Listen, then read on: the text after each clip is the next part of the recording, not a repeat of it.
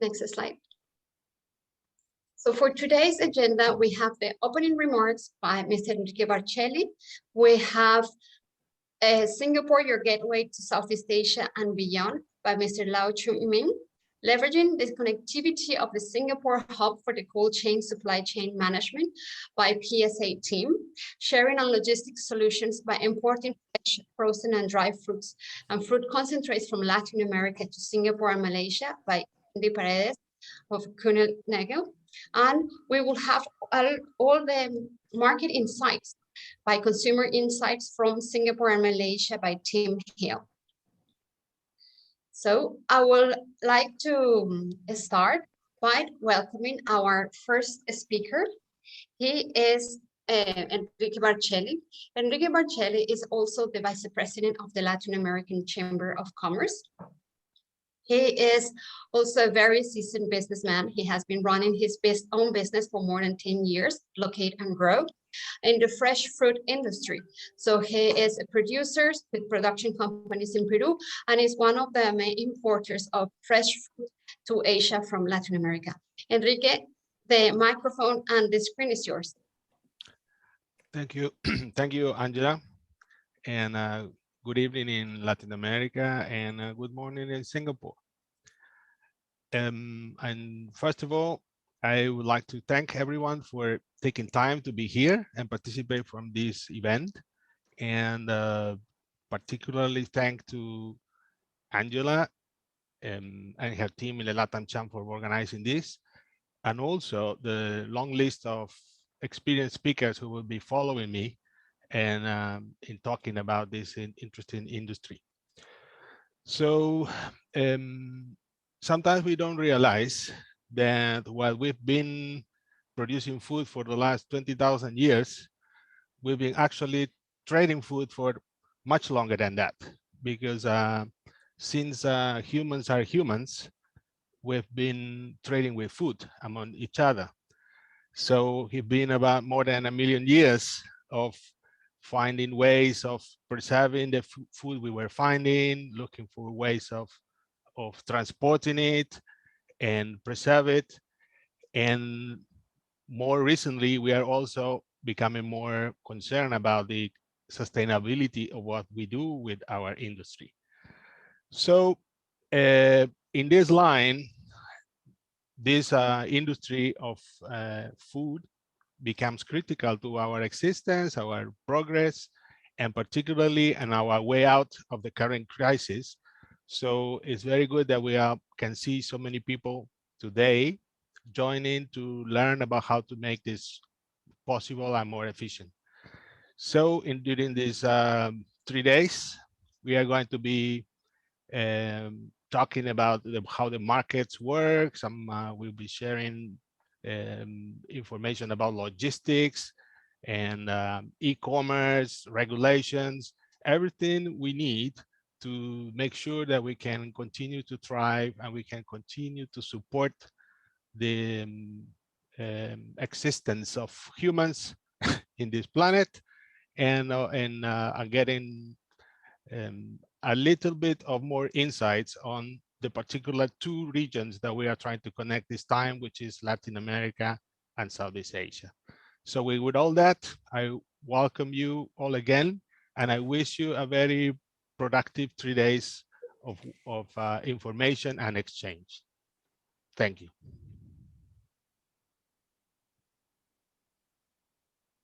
Thank you very much, Enrique. Well, we have all heard that Singapore is the gateway to Southeast Asia and beyond. So I would like to invite my next speaker, Lau Chung Min. He is the Executive Director of Transport and Logistics Division at Enterprise Singapore. And he will tell us what is Singapore, the gateway to Southeast Asia. Chung Min, welcome. Thank you, Angela. Good morning to friends in Singapore and Southeast Asia, of course. And of course, very good evening to our friends in Latin America. I know it's getting late over there and hope you have your dinner already. Yeah, my name is Chung Ming. I would like to express my appreciation to the Latin America Chamber of Commerce for inviting me to share a bit about Singapore and how we see how to connect Latin America businesses to Southeast Asia. Next, please. A little bit about Enterprise Singapore. We are part of a larger family in the government in Singapore that looks at growing Singapore's economy. Next, please. We grow stronger Singapore enterprises. Our mission is to grow stronger Singapore enterprises by building capabilities and accessing global opportunities, thereby creating good jobs for Singaporeans. And our vision is to contribute to a vibrant economy with globally competitive Singapore enterprises. And to fulfill our mission and vision, we carry out various different initiatives and programs that covers driving enterprise transformation and growth, strengthening Singapore as a global node for innovation and startups, develop Singapore as a top global trading hub, and of course, building trust in Singapore products and services. Next, please. Now, to help us in our work, over the decades, we have built up our global network. And today, we operate 36 overseas centers on our own. We also set up 15 Global Innovation Alliance locations. And of course, we work with the private sector to set up also our enterprise centers overseas as well. Next, please. Now, over the years, Singapore and Latin America have developed very close and complementary collaborative partnership on multiple fronts. And we continue to foster new areas of partnership going forward. And from our lens here, we are seeing three very obvious areas, new areas where we think that we can further deepen and entrench our new partnerships moving forward. I think in the area of innovation especially, we are seeing a lot of interest from both Singapore companies and Latin American businesses to collaborate on innovation. And I think this innovation will cover many areas. Of course, today we are on food, and in food innovation, Singapore is also moving on various fronts, and Enterprise Singapore as a lead agency for food in Singapore is also supporting our Singapore enterprises and businesses to move strongly into the area of food innovation. Next, please. We have been expanding our network of trading partners in Latin America. And if you can see from the simple graphics that I'm showing here, our trade is dominated mainly by three main product categories. First is food and perishables. Second is on energy and petroleum products. And third is on electronics and industrial products. And we are seeing good, healthy growth across all these categories with the various partners. Next, please. Now, we think that Singapore can be your global trading hub. And why do we say so? Let me elaborate a little bit in this area. Now, the Singapore trade and connectivity ecosystem have been built up over the decades. In fact, Singapore started as a modern trading hub in the year 1819. And over the next 200 years, we have gradually developed a very strong and entrenched trade and connectivity ecosystem in Singapore. Today, we have more than 400 top global traders operating in Singapore, creating a very vibrant and a very neutral, effective marketplace for trade to happen.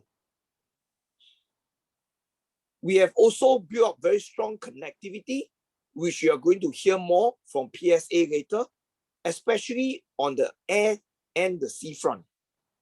We are an excellent logistics and supply chain base for you to trade and distribute and manage your trade flows across Southeast Asia. We have set up a stable and transparent legal, regulatory, and tax framework that offers certainty, reliability, and trust in our trade and connectivity ecosystem, enabling greater trade flows to happen. Now, the Singapore government is very pro-business. We have many initiatives and programs in place to support businesses and companies to trade, to operate, to establish in Singapore, to take advantage of Singapore as their global trading hub. Last but not least, we have built up a very entrenched and strong financial infrastructure to enable lower cost financing of high trade volumes. And these factors are what we feel that enable Singapore to be positioned as your global trading hub, just like for many, many global businesses and traders who are already operating and doing very well in Singapore, tapping on the rise of Southeast Asia as well as Asia for their business expansion and growth. Next, please. A little bit about our location and connectivity. We are located in the middle of Southeast Asia, where you can access a consumer base of more than 600 million within a 2-hour flight time. If you further expand this to 4 hours and beyond, you're able to reach the huge markets in China and India. Despite the COVID situation last year, Singapore continued to forge ahead in our air and sea connectivity. I'm very, very happy to share with you that during the COVID pandemic, both the Singapore airport and seaport operate non-stop without any disruption, 7 days a week, 24 hours a day, thereby assuring reliability, trust, and security for traders and shippers and importers and exporters that uses our air and sea hub for their trade flows and contributing to supply chain resilience in Southeast Asia and beyond. Now, despite COVID, we continue to be ranked as the 6th international air cargo hub in Asia, the 12th largest in the world. And as at June 2021, we are seeing nearly 1,000 cargo flights every week. And in 2020, we managed to move more than 1.5 million tons of air cargo through Changi Airport in Singapore. We continue to maintain our ranking as the 2nd largest container port in the world last year. You will hear more from PSA later. And we continue to remain as the largest container transshipment hub in the world. We have very strong connectivity and we are gradually recovering it to pre-COVID levels as we develop our pandemic response and as the global pandemic situation develops. So I would like to assure you that the ports and airport in Singapore remains open, remains ready to service your needs as you expand into Southeast Asia and beyond. Next, please. Over the decades, we have also built up a very strong supply chain ecosystem to meet your needs, covering the key product categories, whether you are in food, you are in pharma, you are in e-commerce, you are in chemicals. And not only we have the logistics players, we also have the ecosystem orchestrators, we also have the multipliers and the integrators, including the digital platforms that covers trade and supply chain. And I will talk a bit more about this. Next, please. Our Singapore food logistics companies are able to provide you your fulfillment and distribution requirements in the region. They have established and forged partnership throughout Asia, especially in Southeast Asia, where they can help you to access these growing markets easier and faster. Next, please. And with the rise of technology and digital solutions, our digital platforms in Singapore can enable efficient and effective trade and supply chain flows. And this is very, very critical, especially with the rise of Industry 4.0 and the impact from the pandemic. Digitalization is able to offer us greater market access, higher supply chain visibility, thereby contributing to stronger supply chain resilience for all of us. And we have a myriad of them in Singapore. They cover areas like trade financing, to supply chain management, to B2B trade platforms, as well as data analytics. And these digital platforms in Singapore have been enabling traders and shippers both in Singapore and the region in their trade and supply chain as they continue to forge forward in their business growth. Next, please. One example of a digital B2B trade and supply chain platform is Commodities Intelligence Center. It was set up in 2019 officially. It's a joint venture between 3 companies. And today, they have reached a scale of more than US 10 billion in global trades. And they offer customers and consumers, by consumers, I mean B2B consumers, an integrated solution whereby they can act as an aggregator for both supply and demand. They are able to offer cross-border logistics on the digital platform. And more importantly, they can also offer trade financing to facilitate the trades to happen.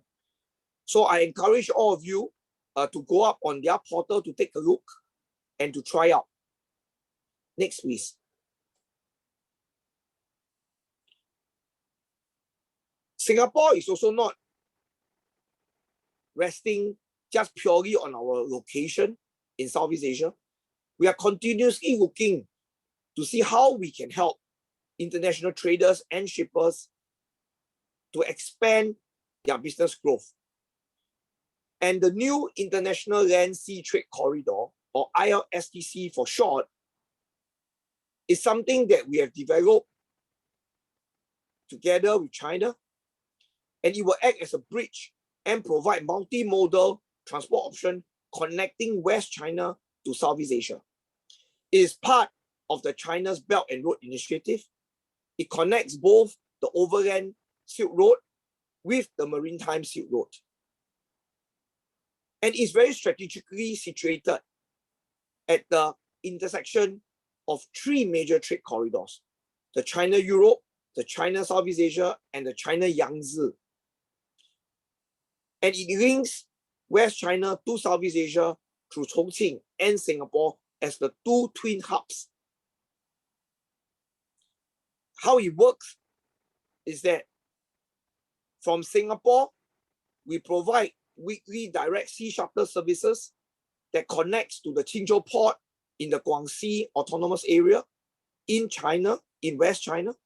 And from there, you can connect to daily train services that will allow you to reach out to all the major provincial capitals in West China, like Chengdu, Xi'an, Kunming, Guiyang, Lanzhou, and beyond.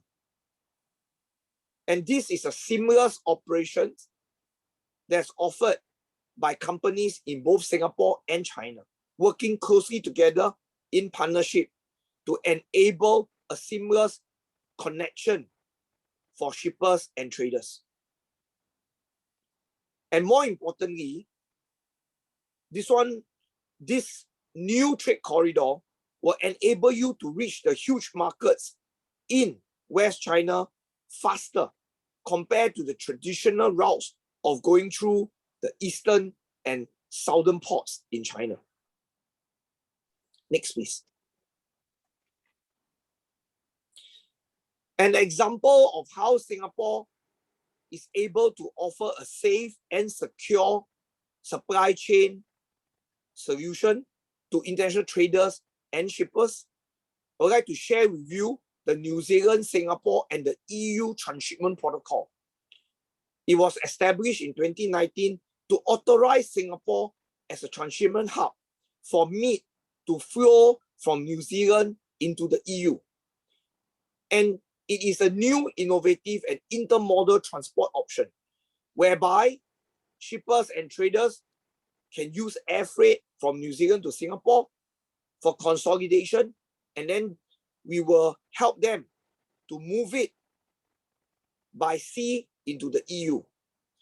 It reduces overall end-to-end transportation time for the sea option, and it provides significant cost saving compared to an all-air option. And more importantly, it enables the products to reach EU with a longer shelf life compared to the traditional sea routes. And this is something that's very interesting. It demonstrates Singapore as a safe and secure supply chain hub for shippers and traders who are looking, to expand your business growth into Asia.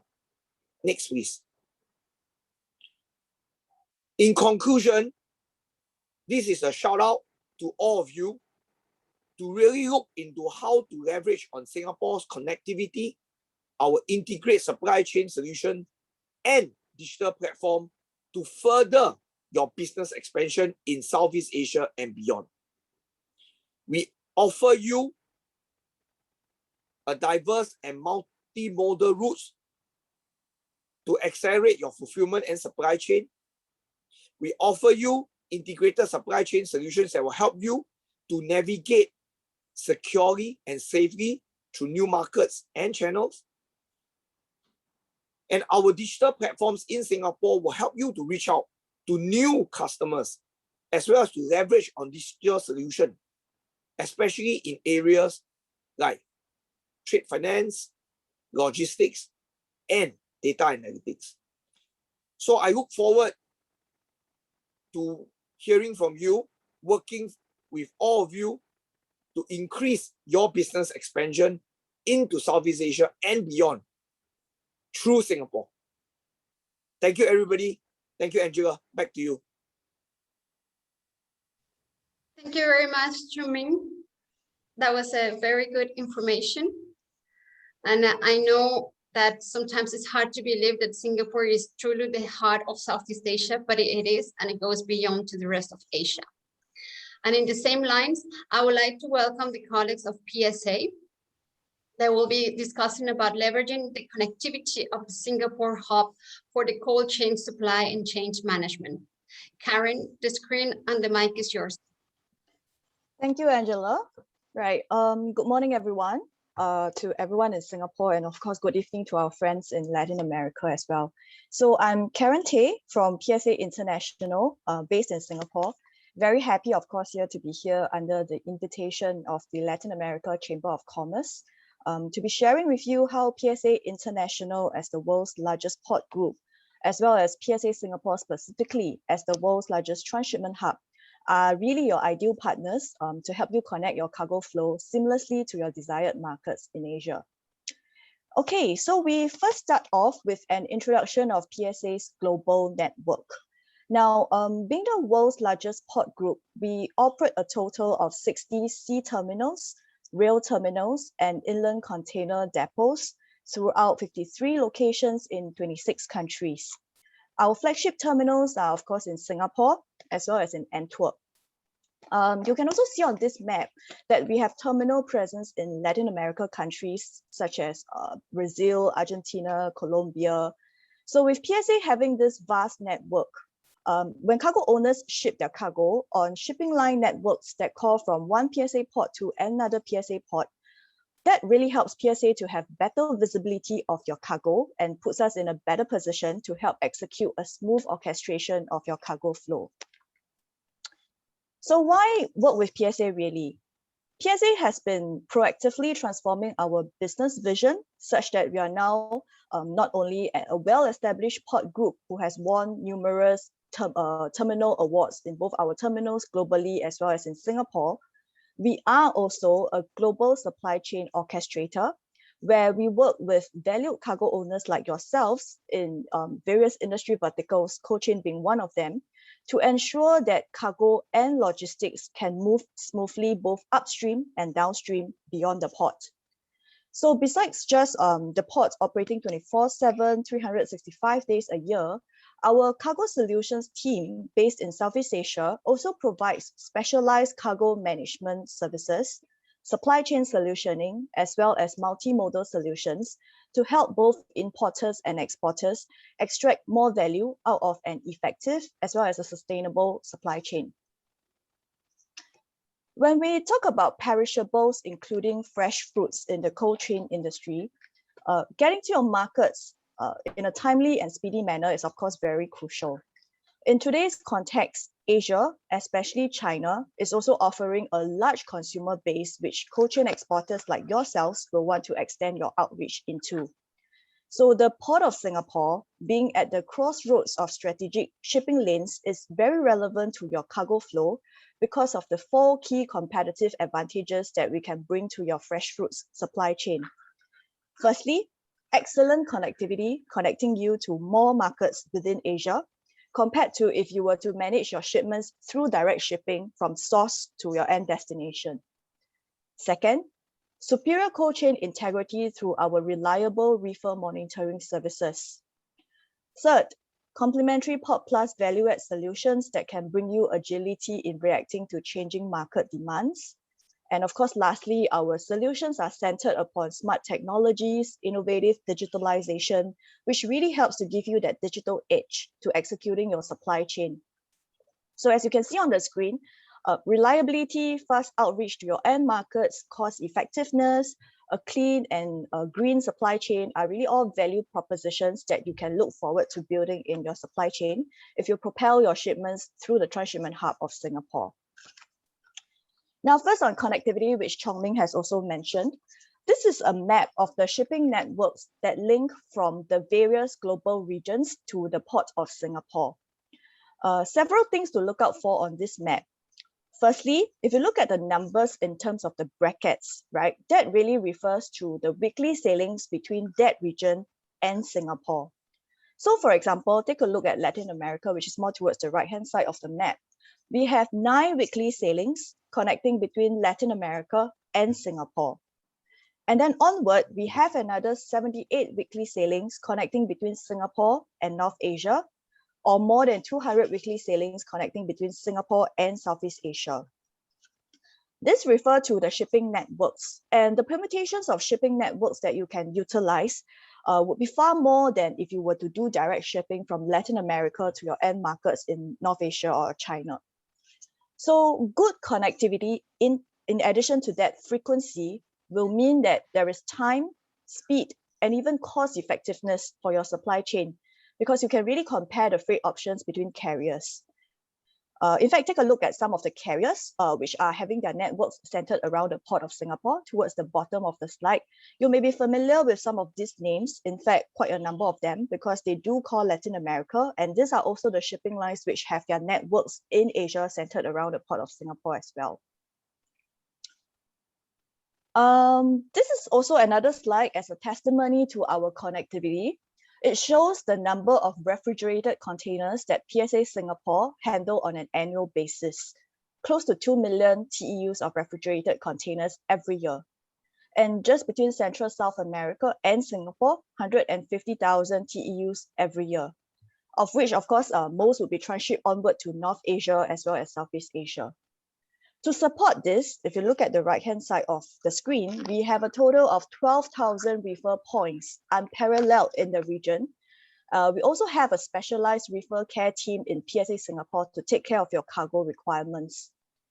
Now, when we talk about transshipment, I think it's important to emphasize that the containers do not leave the port gate and the seal is not broken.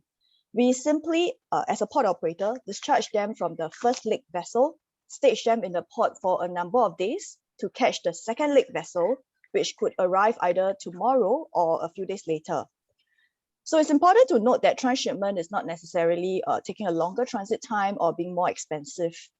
In essence, you weigh out your ship freight costs versus total logistics costs and ancillary charges that could be incurred if let's say your shipment arrives late to the consignees, and connectivity and frequency really helps to, the benefits of that really helps to outweigh the cost that you may incur.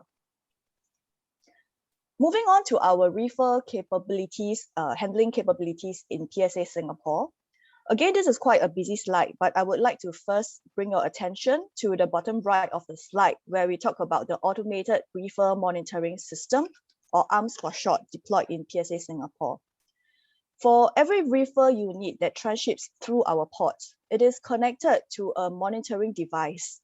And through this device, our reefer care expert team has direct access to accurate and real-time temperature and conditions of the reefers. Currently, the information of the containers can be queried directly through our port community system, also known as PortNet, by the shipping lines, who then use the information to ensure that your perishables are kept in optimal condition in the containers. Through ARMS, we can also do what we call atmospheric control. That is by balancing the levels of the gases in the containers to kind of lengthen the ripening process. Other services that we provide include priority plugging of the reefers into electricity within 30 minutes of discharge for premium cargo. This is to prevent temperature excursions. We also have fast recovery services to ensure minimum impact from malfunction of reefers. As mentioned by Chong Ming, we have also done air-sea connected shipments, which is very, very unique to Singapore, where the cargo is first discharged at the airport. And then for PSA, we do the pre-cooling of the reefer containers. We send it directly to the airport for packing inside a container. And then we do priority dispatch to the seaport for immediate loading onto the vessels. So this entire suite of cool spear services will ensure that your cold chain integrity is actually kept intact, secure, thereby minimizing wastage. Now, it is to our understanding that besides fresh fruits, today we also have exporters who could be interested in looking at exports of fruit concentrates. These are less perishable in a sense, and what we do understand is that the product is usually shipped in flexi bags housed inside containers. So currently, you may be interested to know that we are already handling some of such cargo through a customized advanced transshipment management partnership, which is a tailored solution that's effected directly between PSA Singapore and the cargo owner. What the exporters can do is to forward ship their containers into PSA Singapore, even in the absence of buyers, and stage them here for a prolonged period of time, more so than normal transshipment, for example, 2 to 3 weeks. And then PSA Singapore will help you manage the inventory, gives you visibility of the storage period of those inventory. When you find a buyer in Asia, according to, let's say, attractive spot rates, you can then dispatch the cargo from PSA Singapore, and this helps you to reach your end markets in a more timely fashion without having your shipments being disrupted by supply chain disruptions. Of course, as you see on the screen, this partnership has proven highly popular with cargo owners who are looking for that optimal outreach into Asia, ASEAN, China markets especially. Now, in the next 2 slides, I'll actually talk about multimodal solutions, which have also been touched on by Chong Ming earlier in their presentation.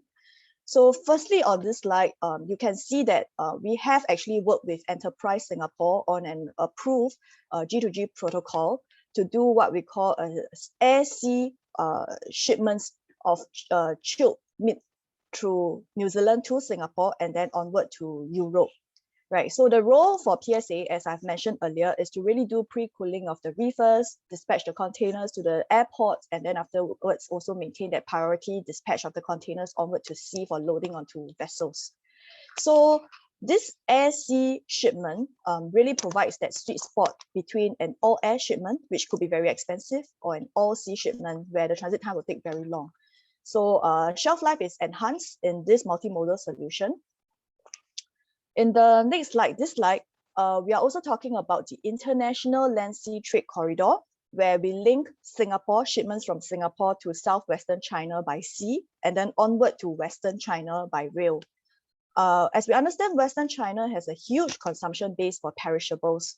So using this routing, your lead time is visibly shorter than, let's say, compared to using traditional shipments through to Shanghai and then onward, barging into inland China. So multimodal solutions can provide you with that flexibility in terms of transit time and agility in terms of managing your supply chain costs. Okay, this slide could also be interesting. Now, if you're looking for, let's say, not an overhaul of your supply chain management, but more for immediate mitigations to the current supply chain disruptions that you are facing, you may also be interested to know that PSA Singapore, since the beginning of this year, has curated a suite of priority services to help cargo owners navigate these more urgent supply chain disruptions. So, for example, cargo owners can get in touch directly with us as the port operator to check if we could facilitate priority discharge for your cargo or execute an urgent connection from a discharging vessel to a loading vessel. If you need, for example, visibility on vessel arrival, departure statuses, or container discharge loading statuses, we can also help you subscribe to relevant Flexi alerts through our port community system. Of course, supply chain management is not complete without digital empowerment, and the PSA Cargo Solutions team fully recognizes that. So for PSA, we actually have our own global supply chain platform to provide cargo owners with the ease of orchestrating the 3 flows of your supply chain, namely physical flows of the physical cargo goods, secondly, regulatory flows in terms of trade compliances, documentation matters, and thirdly, financing flows. So what we are really trying to achieve here is to help you, cargo owners, achieve a streamlined and holistic visibility of your supply chain events so that you can react to exceptions faster, which hopefully also help to minimize unexpected costs. So if you want to work with us to explore how we can build that cold chain visibility for your shipments through Callista, we are happy to take this with you offline and discuss further. Now that brings me to my last slide, where we want to share with you the Tuas Megaport that we are starting operations in Singapore 4th quarter of this year. This Tuas Megaport, when fully completed, will house 65 million TEUs, the largest in the world. It will also be fully powered by full automation, extending from the cranes to landside haulage. There's digital connectivity with not just the local logistics communities, but also our regional hinterlands as well. So this will ensure that Singapore will continue to be the center base for shipping lines when they hub their networks in Asia. And in turn, that also means that PSA Singapore can be your choice of hub for connecting to Asian markets for many years to come. With that, I thank you for your time and attention. Really looking forward to having more discussions with you offline. Next up, I'll be handing the time over to Mr. Ong Xuan Fong, who comes from Singapore Food Agency and can share with you more on the regulatory requirements of import-exports via Singapore. Thank you.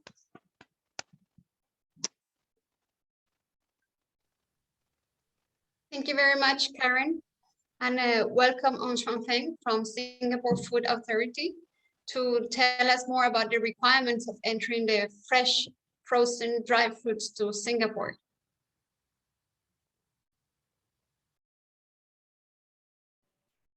Hi, good evening, everyone from the Latin America. I'm Shen Feng from the Singapore Food Agency.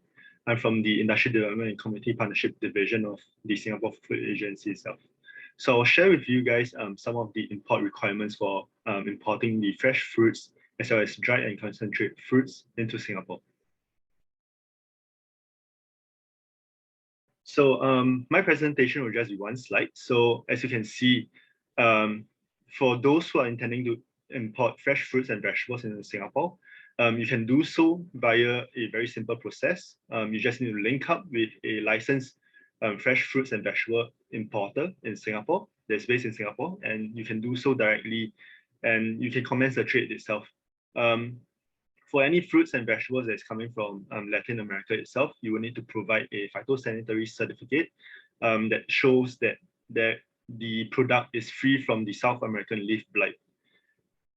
And after which, most of the requirements would be solely coming from the Singapore importers that you're licensing with, because any of our import testings will be done post-import. And same goes for the fruit concentrate or any processed fruit itself. You will need to work with any of our licensed processed food importer, and then you can work. You can commence directly to do the trade itself to Singapore. So You just need to focus on the red color box as shown. It's a very simple process, and that's all you need to do. So that's the end of my presentation. Thank you so much.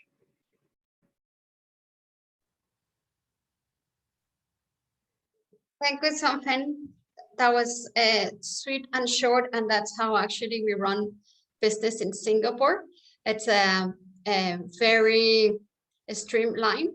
So our job now from the Latin American Chamber of Commerce is actually to find importers to the producers of fruits. And with that, I would like to welcome our next speaker, who is Cindy from Kuehne+Nagel.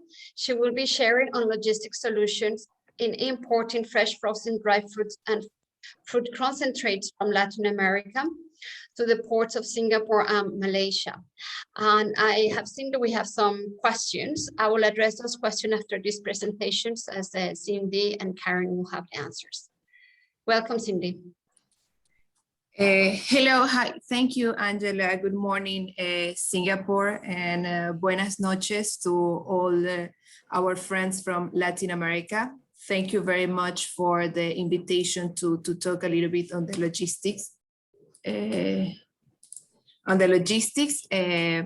If you have any questions along the way, please drop us a message on the chat box, and we will be happy to reply to you.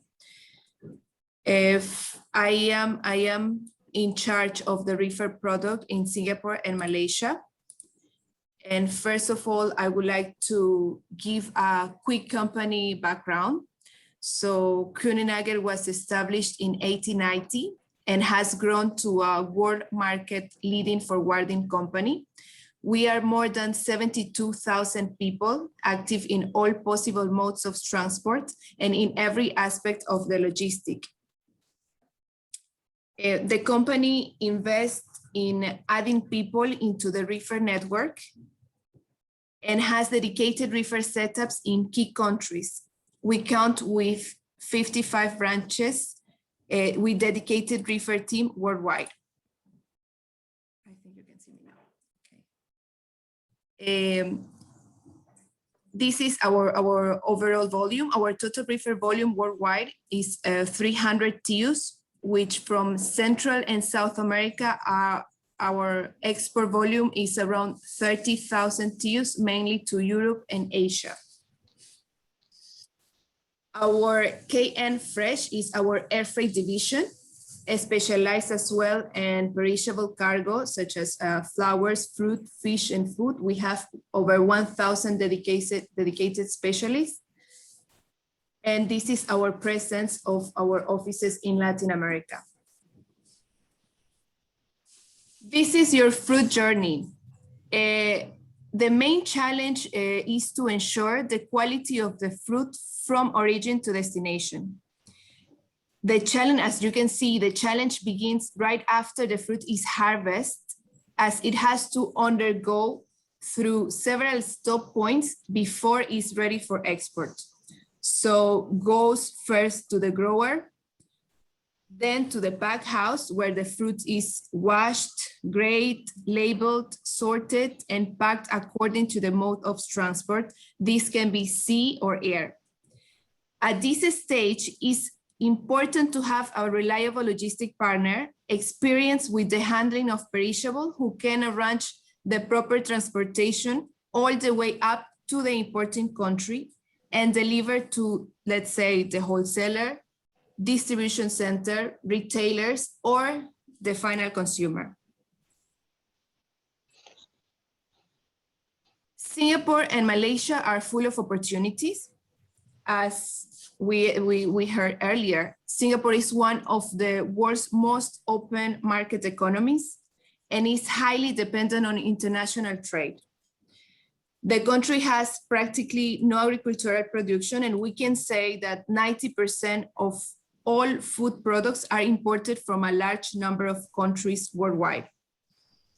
On the other hand, we have Malaysia, which can sustain on its own as it is an agricultural country and a big producer of tropical fruits. However, the country is growing as a powerful consumer market for fresh fruits and vegetables, signing free trade agreements with Japan, Pakistan, India, New Zealand, Chile, Australia, and Turkey. You need to know as well that Malaysia is considered as the first partner of Singapore due to the geographical proximity. Entering into Singapore and Malaysia markets, there will be challenges. What will be your main challenges?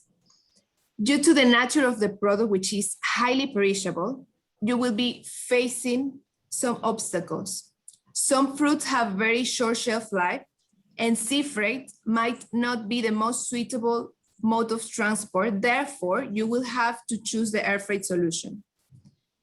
If the goods are coming by air, the airport of arrival will be Changi Airport, and in Malaysia will be Kuala Lumpur International Airport. We have to be aware that, unfortunately, COVID-19 has strongly impacted the air freight industry. Currently, there are less flights and less capacity available from Latin America to Southeast Asia. For sea freight, there is not much difference. There is a huge shortage of reefer equipment as the containers are not being repositioned to the exporting countries on time to cover the big demand. We foresee, and we have to be very cautious here, that this situation can be prolonged until Chinese New Year of 2022 at least. Another challenge, transit time. Transit time is a key factor when arranging your shipments by sea. Whether you are located on the West Coast or the East Coast, you will be experiencing a transit time over 20 days. In Singapore, there is only one port, as we heard before, which is Singapore Port, whereas in Malaysia, your goods will first arrive in Port Kelang in central Malaysia, and from there can be directed by truck to Penang in northern Malaysia, or Tanjung Pelepas and Pasir Gudang in southern Malaysia. Proper documentation is required. Exporters have to be ensured all documentation is in line. We will need documents such as airway bill, bill of lading, commercial invoice, packing list, and health certificates whenever it's needed. It's important to take notes on the commercial invoice that for Singapore, nothing can have zero value. All descriptions must be in English, and HS code should be stated in the invoice for the import processing in Singapore. As our speaker from SFA mentioned, to import the fruits into Singapore is very straightforward. The importer has to be registered with Singapore Customs, hold an SFA license from the Singapore Food Agency, and apply for the import permit for all the consignments into Singapore. In Malaysia, the imported must be registered with the Federal Agricultural Marketing Authority, which is for short FAMA, and apply FAMA certificate of conformity before shipment is engaged. Certificate of conformity is just to check that the fruits imported into the country are in compliance with the Malaysian standards. The importer or customs broker in Malaysia has to be registered with the FOSIM, which is the Malaysian Food Safety Information System, and apply MAKI's permit and provide the phytosanitary certificate whenever is required. In Malaysia and Singapore, your shipment can be required for inspection. This one you have to keep in mind. In Singapore, Singapore and Malaysia, all fruits are subject to duties and taxes. In Singapore, the GST is 7%, and in Malaysia is around 5%, depending on the product. From Latin America to Asia, the main equipment used is the 40-foot reefer container because it's widely spread and can be easily find relatively new containers. With the current equipment shortage and the high demand of reefer, most of the shipping lines are investing on new equipments and technology. As we are talking about long transit times, one of the solutions to transport the fruits will be the controlled atmosphere containers. This technology prolongs the shelf life by retarding ripening and reducing the respiration and ethylene production rates. In other words, this means that the fruits will be put in a sleeping mode during all the transportation. We are using this technology mainly for avocado, blueberries, stone fruits, apples, bananas, and mangoes. Working with a freight forwarder will bring you more flexibility in terms of equipment and space management, especially during this challenging period. We can give you flexibility on the planning of your shipment schedule. For example, from our website, you will have a combined sailing schedule with all the services from Latin America to Asia. In addition, a freight forwarder like us, Kuehne + Nagel, can offer a tailor-made solutions for your last mile delivery. Another solution, and I will conclude with this one. If you want to preserve and you want to keep track of all your products, and in order to monitor the right temperature, especially during long transit time, you can include an external temperature logger on your shipments, and Kuehne + Nagel can link the serial number of your data logger to our booking system, and we can upload this information throughout the voyage. We can insert alerts for temperature deviation, moisture, choking, and doors opening. Kuehne + Nagel is using mainly MOST, Controlan, Emerson, and Sensitech devices. If you have any question, just please feel free to reach out to our colleagues or to myself for any inquiry into Singapore and Malaysia. Okay. Karen, thank you very much. We have some questions for you. Yes. And it's about the timing of the shipment. Why it has been taking more time to implement from Ecuador, from the TT? Sorry. I think one of the participants was asking Cindy about the transit time, the increased transit time at the moment that we're seeing. He said that that's months, the average transit transit yeah, time. this can be just for the delays because the shipping line has incurred in a very big disruptions, and there have been some voids and cancellations of the vessels. This has include or increase the transit time from the west coast into Singapore. Thank you. At the moment, also we've got quite a lot of port congestion in Singapore as well. I think there's a 3-4 day delay in Singapore, and at some of the other connection points around Asia, essentially owing to COVID, but there's far more complexity behind it. Feel free to reach out to us and we'll send you some more information. But there is a lot of reasons at the moment which are compounded by COVID, which are leading to quite a few delays all around the world. The reliability of sea freight at the moment is at the worst it's ever been in history. It's a huge challenge for the industry.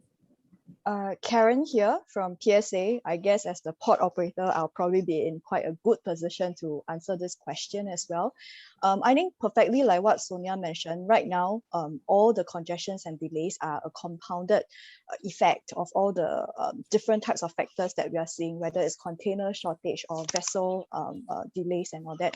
So at PSA Singapore, generally our waiting time, we have been tracking this, is about 2 to 3 days for a vessel to berth into Singapore, right? And that's really because of the late arrivals of the vessels into Singapore.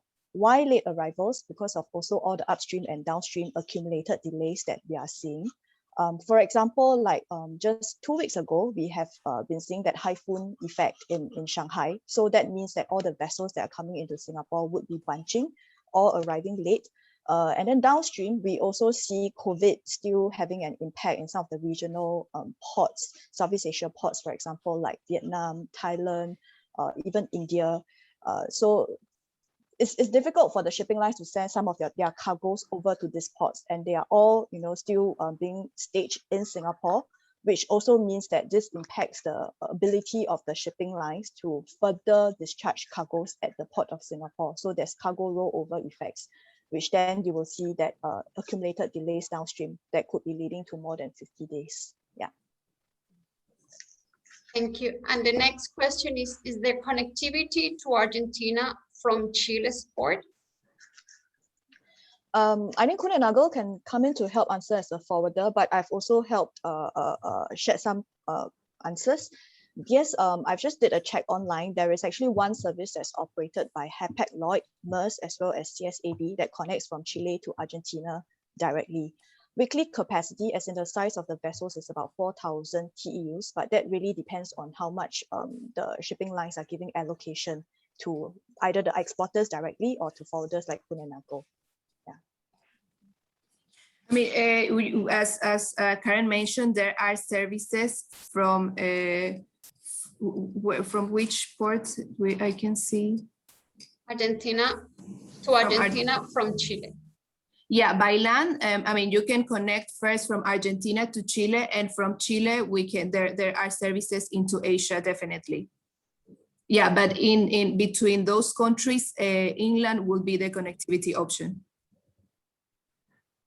Perfect. Thank you very much. Thank you, Karen and Cindy and Sonia, for the answers and the presentation. We will move to our last part of our webinar, which I know most of the fruit producer has been waiting patiently. This is all the inside information. And for that, I would like to invite Tim Hill from Global Data. He will provide us information about consumer insights from the Singapore, Malaysia, Philippines, Indonesia, Thailand, and Vietnam in the fruit market. Tim, welcome, and thank you very much for sharing your information with us.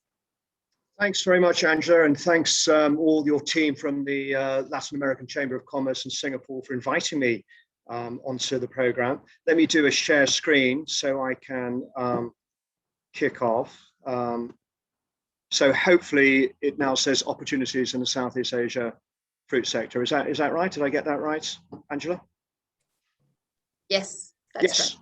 Good. That's always a bonus. So what I'm going to do today is, let me just go on to next screen. So what we're going to look at, I'm just clear my own screen of all the stuff that's over it for the moment. I'm going to look at the market growth forecast. I'm going to look at this through food service and consumer parameters. And then I'm going to do a deep dive on the consumer preferences and habits for fruit purchasing, for perceptions about additives and ingredients, for perceptions around health benefits. I'm going to then look at fruit flavor preferences in various different types of food and drinks by country. And I'm going to look at reactions to sustainability and social causes. And for most of these parameters, I'm going to be looking at them by country. I will interchange the use of the word ASEAN, which is the Association of Southeast Asian Nations, with Southeast Asia. The core countries I'm going to be looking at are Singapore, Philippines, Malaysia, Thailand, Indonesia, and Vietnam.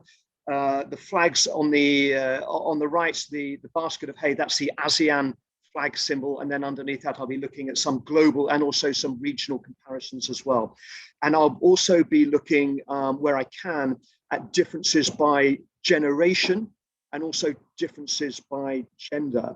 So what we are going to discover from this is which countries have the biggest growths for fruit, which countries are the most favorable towards fruit brands, which countries are buying the most fruit and are the most health conscious. Is it males or females that are more likely to read the labels and are going to shop accordingly? which generations are the most health conscious and what do they look for in food and drinks, and which fruits are the most popular, and then how important is sustainability and social issues in ASEAN markets. So what I'm going to do is go on to, excuse me a moment, the next slide. So looking at different fruit types and looking at how the market is adjusting. So what I've got here is the years 2019 in light green going through to 2025 in dark green. 5 different countries: Indonesia, Malaysia, Philippines, Singapore, and Thailand. And what we can see is that and we're looking at the parameter for frozen foods. So what we can see here is that most countries are showing high initial compound annual growth rates for frozen foods over the time frame that we're looking at. Let me just have a look now at canned fruit, and we're looking at 5-year CAGR.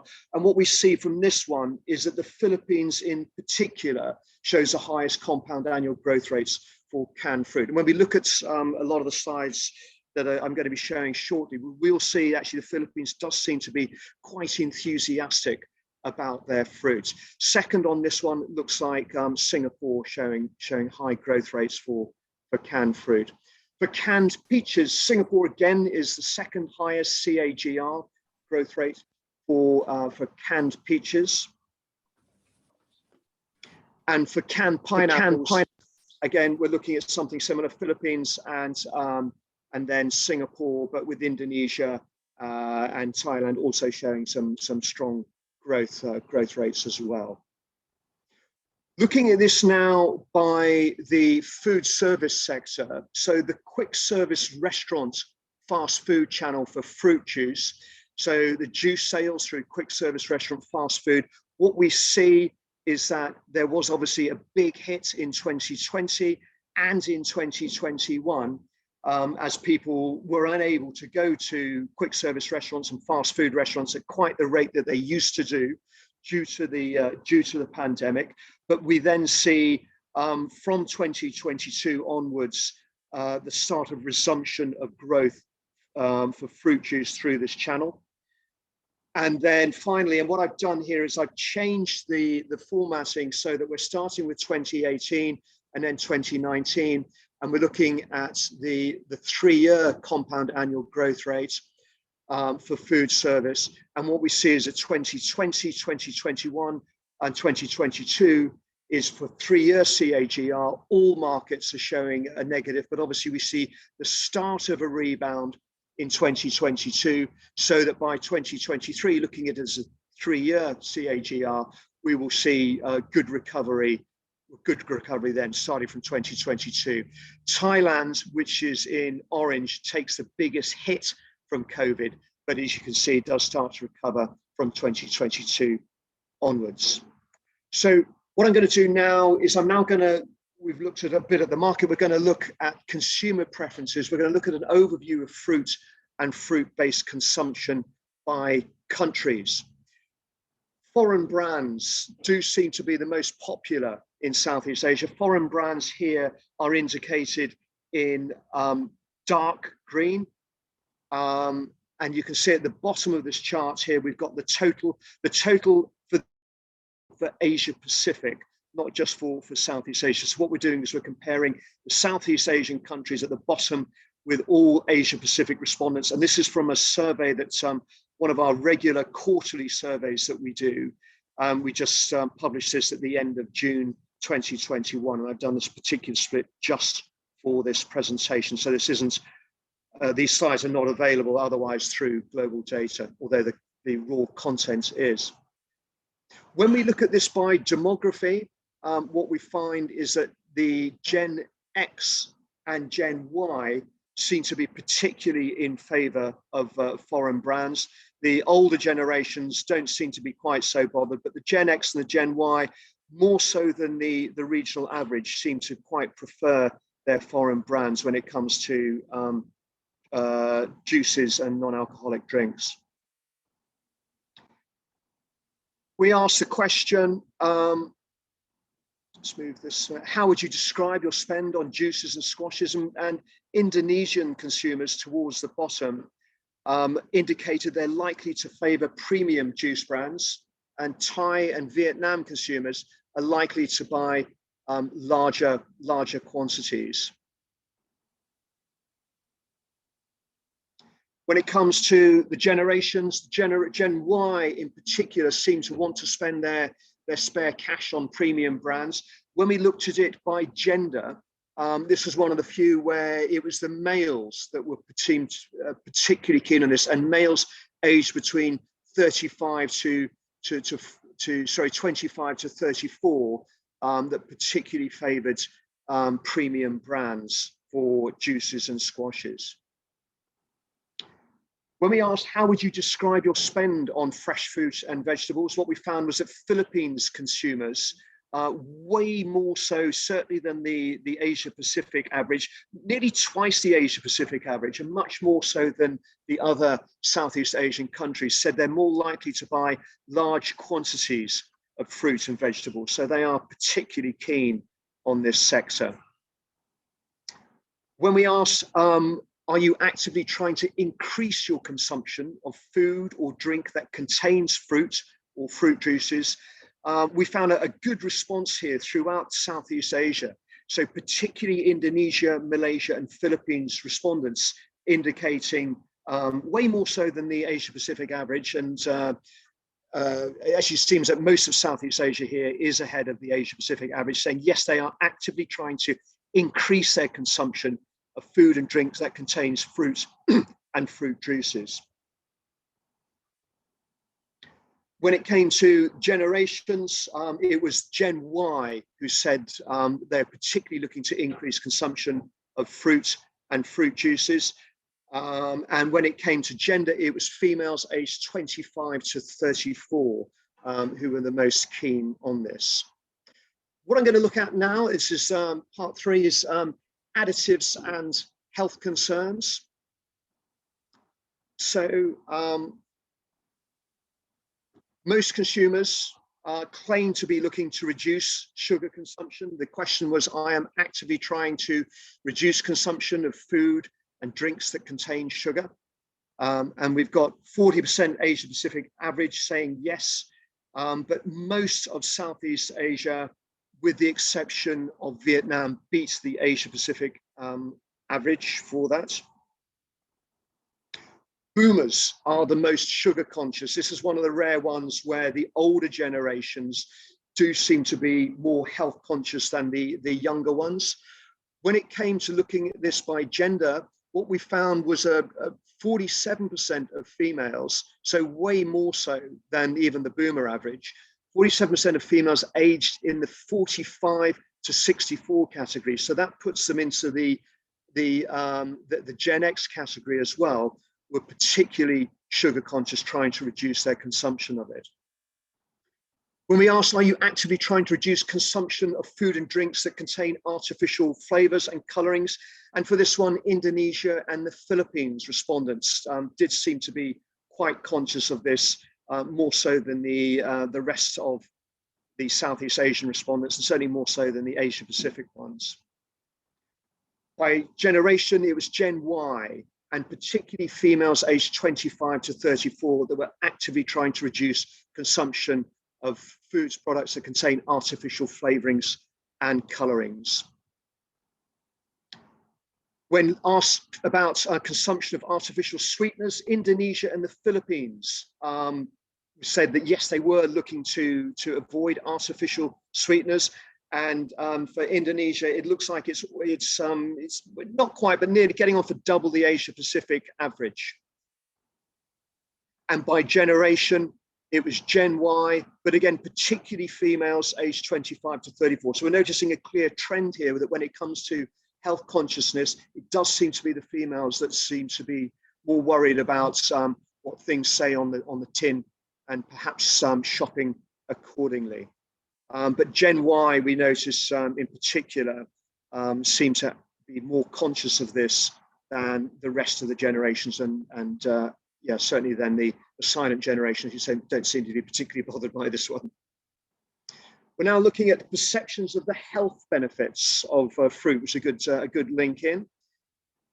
So when we asked about botanicals and plants are likely to have a positive impact on health, pretty much every respondent in Southeast Asia would agree with that. And if you look at the numbers here, it's between 60 to 75% of respondents in Southeast Asia, more so than I think the rest of Asia Pacific, said yes, we believe they have a positive impact on health. By generation, it was particularly females, up to 44. Gen Y, looking at saying that yes, we do prefer this, followed closely actually by Gen X as well. When asked about vitamins, do you think vitamins have a positive impact on health? And the response for this was Indonesia and Philippines. Again, we're noticing a trend here. Indonesia and Philippines do seem to be particularly focused on health. And they, but if you look at the numbers here, so it's 90% of respondents from Indonesia. It's something like 88% respondents from Philippines. Whereas in the rest of the region, the smallest performer was Singapore for this one. But again, for Singapore, it was about 76, 77%. So there is a strong perception throughout Asia Pacific and certainly in Southeast Asia that vitamins do have a positive impact on health.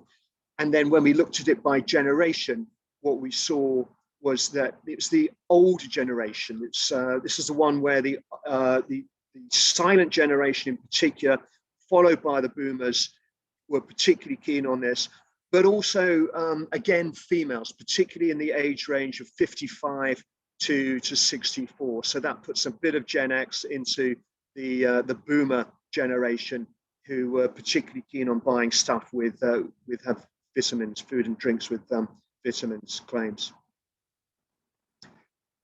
When we asked, do you think antioxidants will have a positive impact on health? Most Southeast Asia respondents here did seem to think that was positive, more so than the Asia Pacific average, which was about 56%. But we see here that most of the Southeast Asian respondents are in the 60 to 73% respondents. So pretty much, yes, antioxidants do have a good press here. And by generation, again, particularly females in the Gen X and Gen Y category, who think that yes, it does have this is good for health.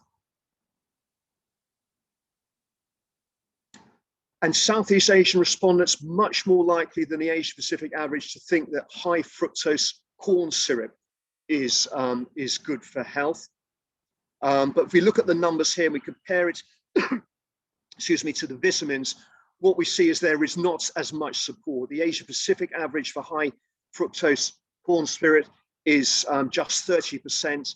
And if you look at the Southeast Asia respondents, the highest one's Indonesia, which is about 42%. So not necessarily regarded as being particularly positive for health here, although Southeast Asia is more likely to think so than Asia Pacific respondents. And when we looked at it by generation, it was the Gen Ys, but again, only 35% of Gen Ys who are likely to believe that this was positive for health. So what we're going to do now is look at part 5, which is the fruit flavor preferences in food and drink. And we've taken this from some of the various analyzers on the Global Data Intelligence Center. I'll go into which ones they are shortly. First of all, starting off with just the regular consumer survey. We asked about which fruits or which flavors are most appealing to consumers in chocolate, confectionery, and desserts. And the 3 answers that we've got here are, actually there were more, but I've just highlighted on 3 particular fruit-based ones, which is berries in light green, which you can see is clearly the most popular with most Southeast Asian respondents, and then fruity flavors, which is in dark green, and then citrus flavors in black. So we can see that berries do seem to be particularly popular. More of this when we look at the yogurt preferences later. We'll see that it is actually particularly popular in Southeast Asia. The older generations in particular do also seem to favor berries. So that the silent generation, look at the light green showing there, does seem to be particularly popular. And what we found was that particularly females in the 55 to 64 category were keen on berry flavors for chocolate, confectionery, and desserts. I'm looking at the parameters by a different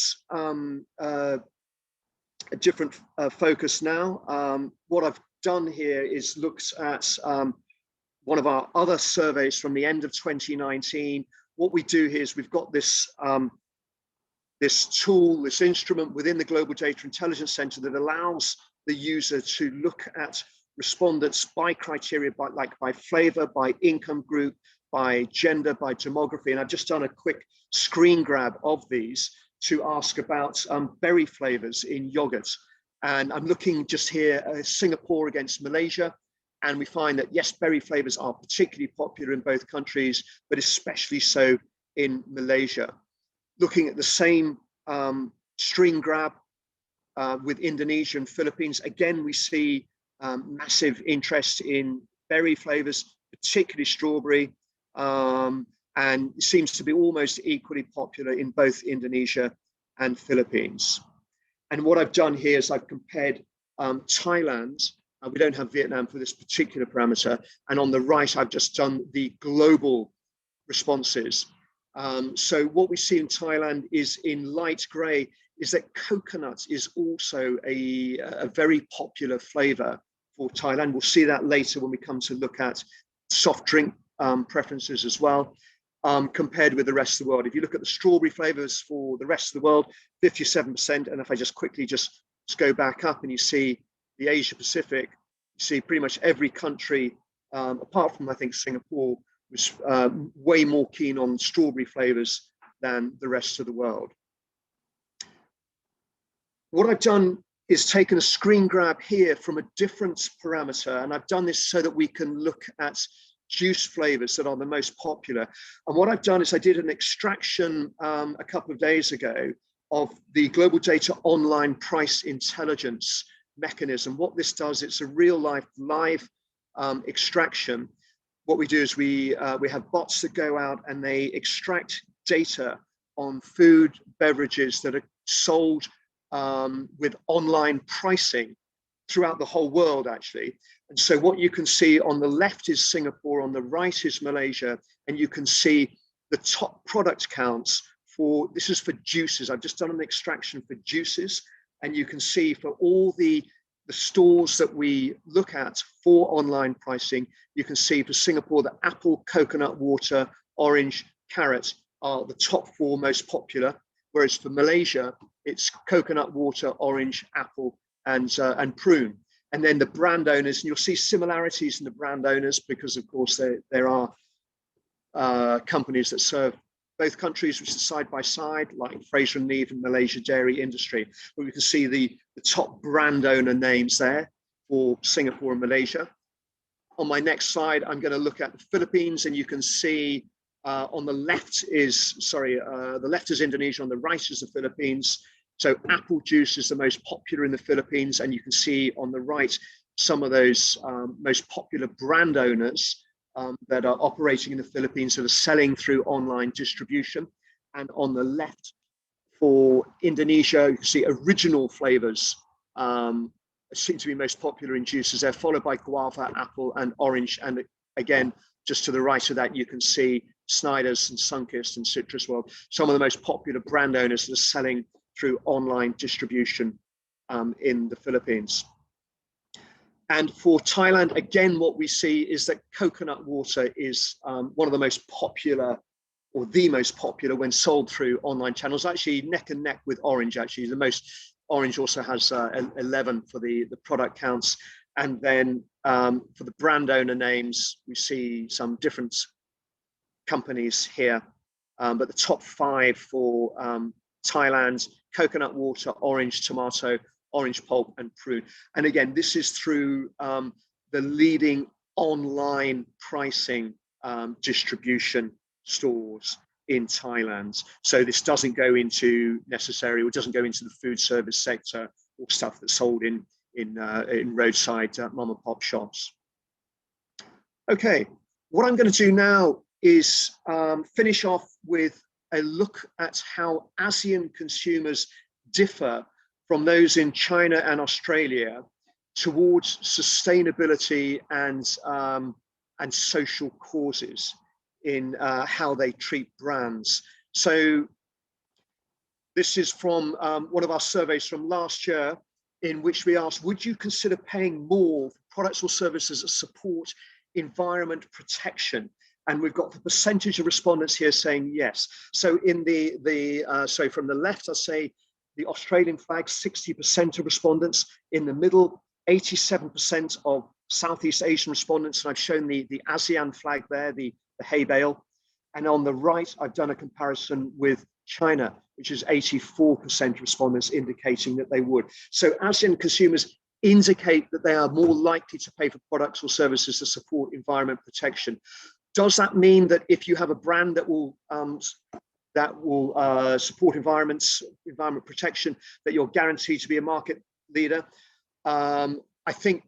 I really do think it does depend on pricing. We've got a slide later that does show pricing, and I think this is what people claim to be interested in a survey. And then obviously once they actually go to the supermarket themselves or the shop and then they get the products in the store, clearly there is interest in that. Whether they're going to pay a premium, I think is another matter.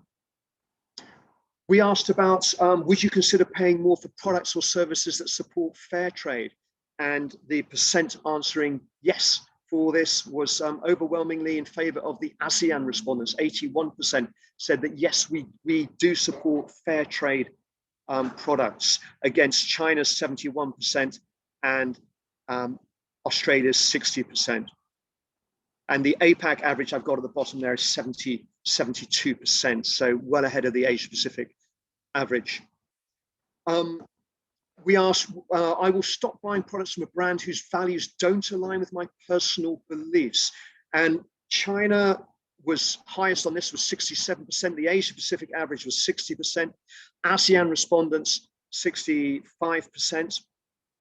And Australia respondents, 52%. Maybe Australia respondents being a little bit more honest here than respondents from the rest of Asia Pacific, who just seem to be quite into values and their personal beliefs.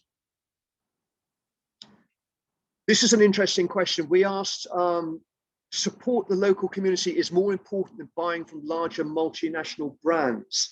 And what we've got is 70% of ASEAN respondents here saying yes, support from the local community is more important than buying from larger multinational brands. This does go against our later survey where we asked people, to what extent do you prefer multinational brands compared with local ones? And we did find the overwhelming majority said they preferred multinational brands.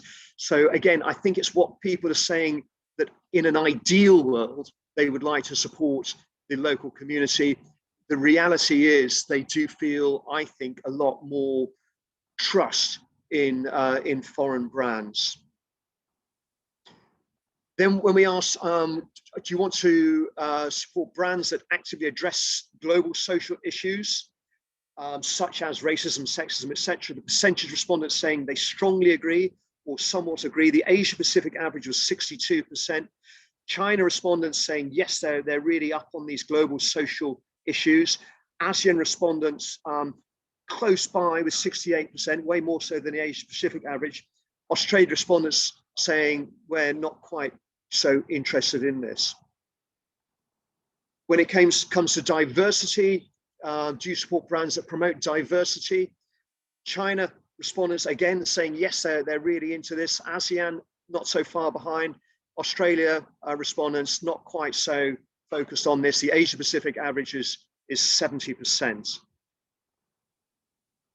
And then when we ask, would you not buy from brands if they're not treating workers ethically in their supply chain?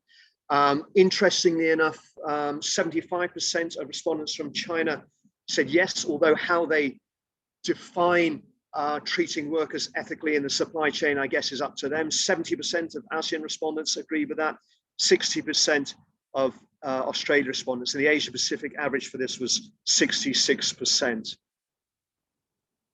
And then finally, we asked people to, to what extent are you going to be paying more for this? So we said, how much more would you pay for brands or products that support a social cause? And here we've just selected the percentage of respondents that said, I would pay up to 10% more. And what we see is that although the numbers are much less, the enthusiasm comes down when it comes to paying. We do see 35% of China respondents saying, yes, I would pay 10% more, 27% of ASEAN respondents, but only 18% of Australia, New Zealand respondents. The Asia Pacific average for this was 26%, so very similar to the ASEAN response to this. Again, whether people would actually do this in a supermarket, I think is another matter, but clearly there is some support for brands that support a social cause and brands that are supporting sustainability and the environment. So the key findings from the whole study, from all of my slide deck, is that most ASEAN countries do, despite what they say, I think favor foreign brands. I think they've got more trust in the foreign brands, but especially the younger generations. We have found throughout that the Philippines consumers are generally the most health conscious in Southeast Asia, way more so than the Asia Pacific average. When it comes to the genders, females seem to be particularly health conscious. They're the ones likely to be reading what things say on the packet and whether that's going to impact their health and whether they're going to make purchasing decisions based on the health of a product.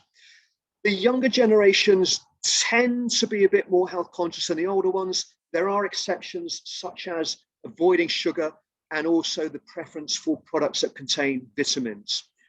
When it came to growth rates for retail fruit consumption, Philippines does seem to be much higher than the rest of the region. And what we've also seen for that, of course, is the Philippines were the most health conscious. So they're particularly keen on fruit and vegetables and wanting to buy more stuff that contains fruits and vegetables. When it comes to sustainability and social causes, we found that ASEAN consumers, Southeast Asian consumers, do claim to be particularly motivated by sustainability and social causes. So that's my last slide. So what I'd like to do now is to I'll just quickly go to the slide, which has just got, sorry, just go back up. Yes, my details here, just in case anybody wants to drop me a line. I think Angela will be sending you the slide deck afterwards if you wish to see it. But with that anyway, thank you for your attention. Good evening, everybody. I'd like to hand back now to Angela. Tim, thank you very much for the presentation and all the insight information. We have some questions for you. It's more on the fresh fruit market. So what are the fresh fruit market prospects regarding growth rate in Southeast Asia region? Yes, I see that. So I think that would go back to one of my earlier slides, which looked at the compound annual growth rate for the food service sector, which looked at all fruit.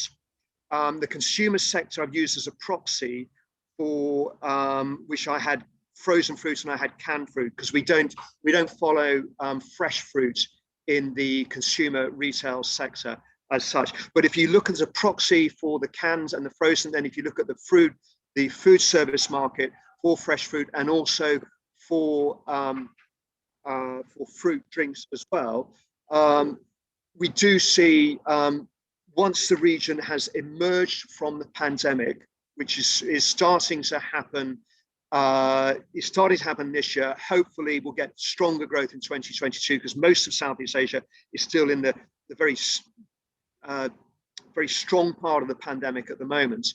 But we do see the region emerging and having some fairly healthy growth rates for fresh fruit in the region. Thank you, Tim. And other questions. How does the data that you presented reference vitamins and high fructose corn syrup compared to the rest of the world? Sorry, could you repeat it again, please, Angela? Yes, it's in the chat. It says, how does the data vitamin and high fructose corn syrup compared to the rest of the world? Let me just go to it in the chat. So how does the data of vitamins and high fructose corn syrup compare to the rest of the world? I can give you that answer afterwards. I would have to do a quick search on the data to get that information. I haven't got a slide that compares it with the rest of the world. I tell you what I can do, if you like, Angela, is if you're distributing my deck to the respondents, I can just go and get that data, and then I can put that in for those two particular slides. Let me just quickly make a note of that. Thank you, Tim. And I see Paolo Forestieri wants to ask a question. You want to turn on your mic and ask?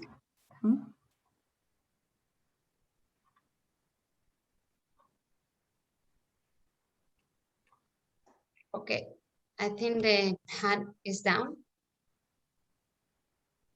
Say again? No, Paolo Forestieri, you wanted to ask a question? You raise your hand. No, sorry, raised it by mistake. Okay, good. Okay, I know Paulo is in the very much in the avocados, frozen avocados from Ecuador and berries from Chile. Well, with this, we have come to the end of our first webinar. We will have our second session tomorrow at the same time, and we will be sharing more information about other countries and very interesting market insights and market strategy to enter in the Southeast Asia region. And thank you very much to the speakers of today for all the good presentations and good effort to provide information to fruit producers in Latin America. Good evening in Latin America, and for all of us staying in Asia, a good rest of the day. Bye-bye. Thank you. Bye. Bye-bye. Thank you, everyone. Bye. Thank you, everyone. Bye.